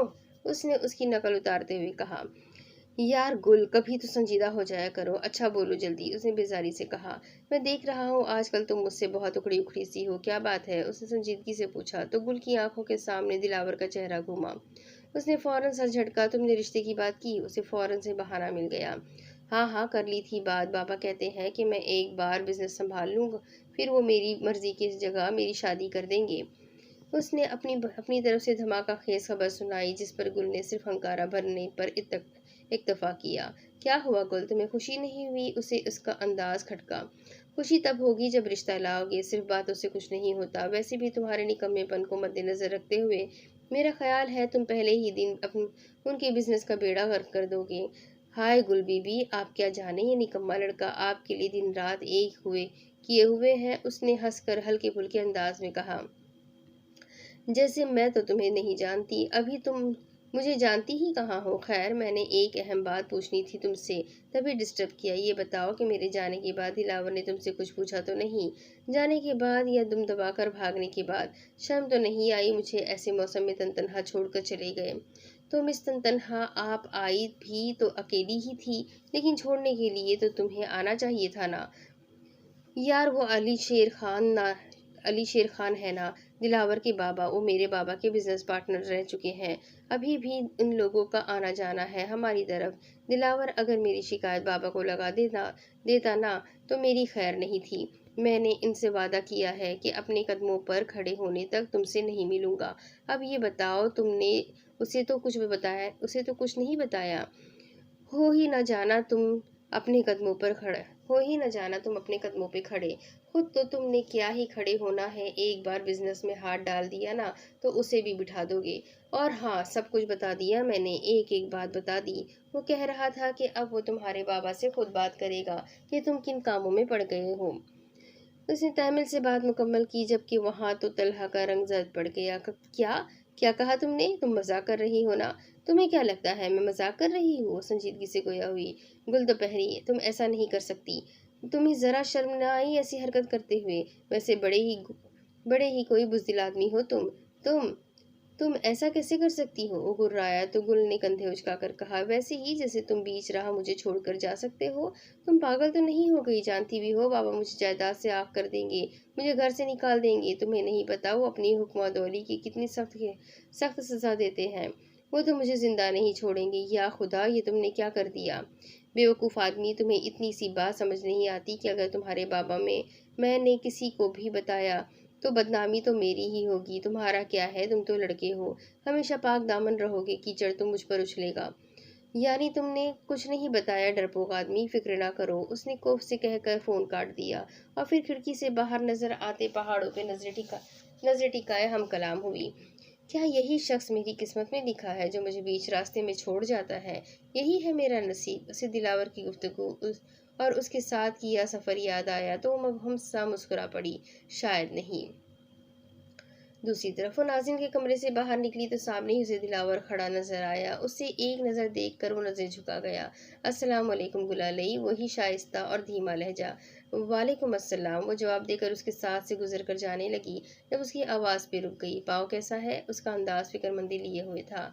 काम कर रहा है, यही काफ़ी है। वो उसकी बात पे हल्का सा मुस्कुराया। घर छोड़ दूँ? हर बार वाला सवाल दोहराया गया। छोड़ सकते हैं, उसने एक आइब्रो उचकाकर एतराफ़ का जायजा लेते हुए कहा। वो उसकी बात पर हंस पड़ा। मैं आपके घर की बात कर रहा हूँ।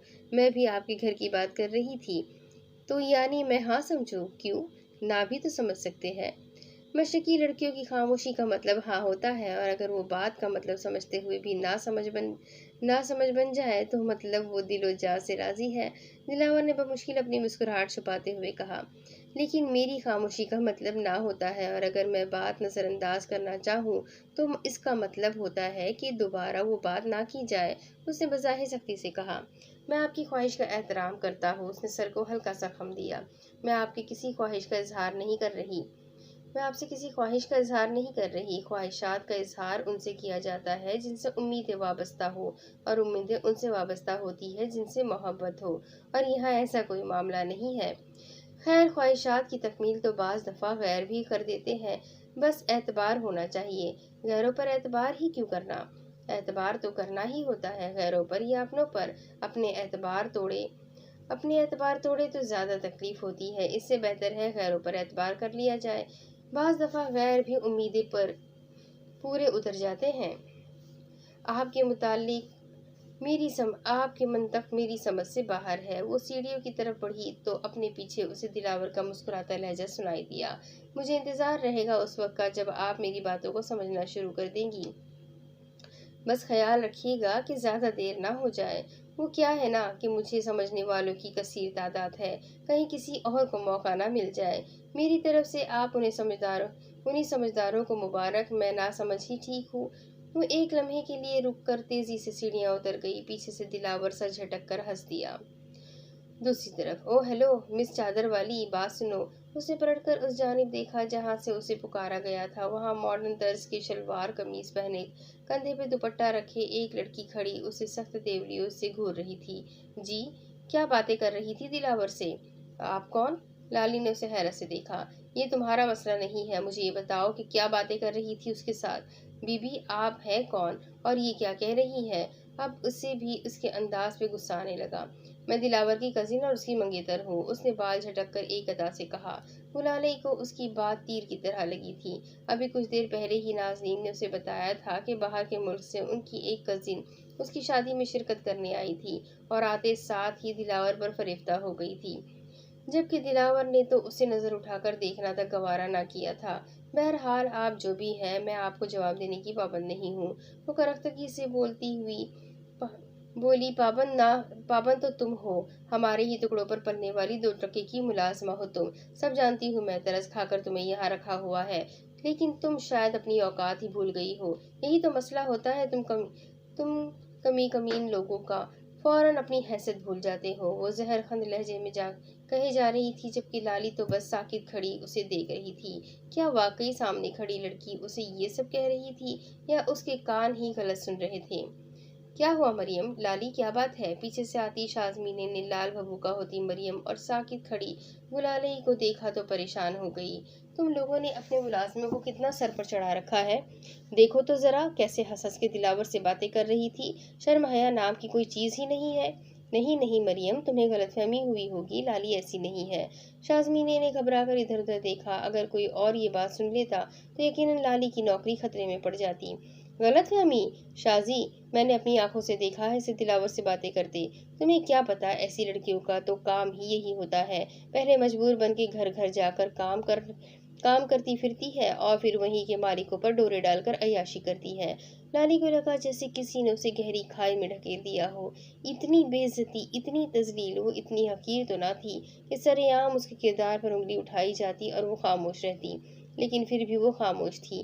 کیا ہو رہا ہے یہاں؟ پیچھے سے آتی خانم بی بی کی بارعب آواز گونجی۔ ان کی آواز سن کر شازمینہ کے تو رہے سہے اوسان ہی قطع ہو گئے، جبکہ مریم نے شاطرانہ مسکراہٹ لیے پہلے لالی اور پھر خانم بی بی کو دیکھا۔ خانم بی بی، یہ دیکھیں اس لڑکی کو، اوپر دلاور کے ساتھ کھڑی ہنس ہنس کے باتیں کر رہی تھی اور گھر چھوڑ کر بھاگنے کی بھی کوئی باتیں کر رہی تھی، اور بھی پتہ نہیں کیا کیا۔ پتہ نہیں ان دونوں کے بیچ کیا چل رہا ہے۔ میں نے پوچھا تو مجھ سے بھی بدتمیزی کرنے لگی۔ اس نے چہرے پہ معصومیت سجا کر بات کو الگ رنگ دے دیا۔ شازمینہ نے کچھ کہنے کو لب کھولے، لیکن پھر خاموشی رہی۔ خانم بی بی کے سامنے تو ویسے ہی ان کے سانس خشک ہو جاتے تھے۔ بدبخت نیچ ذات، تجھے شرم نہ آئی شریف مردوں پہ ڈورے ڈالتے ہوئے؟ انہوں نے اس کو بازو سے پکڑ کر جھنجھوڑ ڈالا تو وہ ہوش میں آئی۔ خانم بی بی، یہ جھوٹ ہے، میں نے کچھ نہیں کیا۔ اس نے اپنی صفائی دینا چاہی۔ خاموش، ایک لفظ بھی آگے مت کہنا۔ ہم اچھی طرح جانتا ہے تم جیسا کمزاد لڑکیوں کی سوچ۔ امیر گھر کے مردوں کو اپنے جال میں پھنسا کر پیسے کھانا چاہتا ہے۔ وہ تو کچھ سننے کو تیار ہی نہ تھی۔ لالی کو ان کی انگلیاں اپنے بازو میں دھستی ہوئی محسوس ہوئی۔ انہیں تو ویسے بھی لالی ایک آنکھ نہ بھاتی تھی، اور اب تو جیسے انہیں موقع ہی مل گیا تھا اسے نکالنے کا۔ ان کی اونچی آواز سن کر امرین خان اور صبا خان بھی وہیں چلی آئی۔ لیکن گلالئی کی نظریں تو اس کو تلاش کر رہی تھی، جس کی وجہ سے آج اس کی ذات پہ کیچڑ اچھالا جا رہا تھا۔ اس کی عزت، انا وقار سب کو پاش پاش کر دیا گیا تھا، لیکن وہ نہیں آیا تھا۔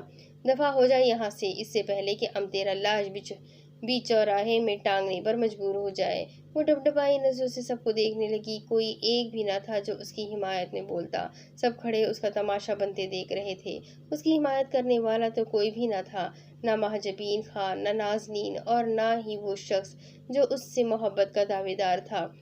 اس نے ایک آخری نظر اوپر ڈالی جہاں کچھ دیر پہلے وہ کھڑا تھا، لیکن وہاں کوئی نہ تھا۔ وہ بغیر ایک لفظ کہے پلٹنے لگی تو مریم نے کندھے سے پکڑ کر اس کا رخ اپنی جانب کیا اور اپنے پرس سے ہزار ہزار کے کئی نوٹ نکال کر اس کے منہ پہ دے مارے۔ یہ لو، یہی چاہیے ہوتا ہے نا تم جیسی لڑکیوں کو، دو دو ٹکے کی خاطر عزت نیلام کرنے والی لڑکیاں بس پیسے کے پیچھے ہی پاگل ہوتی ہیں۔ اٹھاؤ انہیں اور دفع ہو جاؤ۔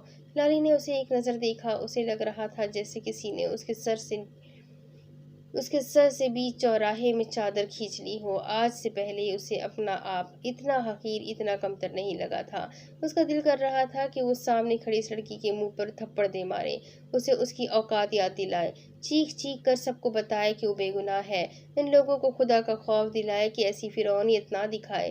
لیکن اس نے کچھ بھی نہیں کہا تھا۔ وہ بس خاموشی سے پلٹی اور بھاگتے ہوئے باہر نکل گئی۔ اس کے جانے کے بعد خانم بیوی کے کہنے پر افسردہ سے واپس جانے لگی، جبکہ شازمینیں تیزی سے سیڑھیاں چڑھتی چھت کی طرف بھاگی تھی۔ وہ جانتی تھی دلاور اس وقت وہیں ہوگا۔ وہ اپنے پاؤں کی چوٹ کا خیال کیے بغیر سر پڑ بھاگے جا رہی تھی۔ پاؤں میں تکلیف بڑھتی جا رہی تھی، لیکن یہاں کسے پرواہ تھی؟ وہ تو بس ہر چیز سے بے پرواہ بھاگے جا رہی تھی۔ جانے وہ کہاں جانا چاہتی تھی؟ بھاگتے بھاگتے وہ وہیں پہنچ گئی تھی، اسی آبشار پہ جہاں وہ اپنا دل ہلکا کرنے آیا کرتی تھی۔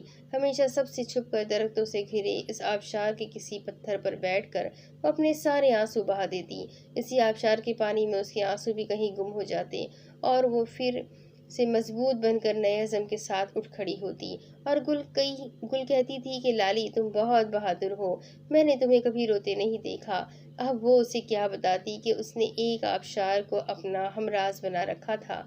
اگر یہ آبشار اس کے راز کسی کو بتا دیتی تو کوئی یقین نہ کرتا کہ بظاہر مضبوط نظر آنے والی لڑکی اندر سے کتنی ٹوٹ پھوٹ کا شکار تھی۔ اور ویسے بھی مضبوط لوگ تو اندر ہی اندر گھٹتے رہتے ہیں، اور سب سمجھتے ہیں کہ شاید وہ بے حس ہو چکے ہیں۔ ابھی بھی لالی آبشار کے نزدیک ایک پتھر پر بیٹھی اپنی قسمت کو رو رہی تھی۔ اب اس کے آگے کی کہانی میں آپ کو اگلی قسط میں سناتی ہوں کہ آگے کیا ہوگا۔ اسٹوری بہت زیادہ انٹرسٹنگ لگ رہی ہے، بہت مزہ آ رہا ہے مجھے پڑھنے میں۔ آپ لوگ بتائیے گا کمنٹ کر کے کہ آپ کو کیسا لگ رہا ہے سننے میں۔ تو ملتے ہیں اگلی قسط میں، تب تک کے چینل کو ضرور سبسکرائب کر لیں، بیل آئیکن کو ضرور دبا دیں، لائک اور کمنٹ کرنا بالکل بھی نہ بھولیں، شیئر کرنا بالکل بھی نہ بھولیں۔ تو ملتے ہیں اگلی قسط میں، تب تک کے لیے اللہ حافظ۔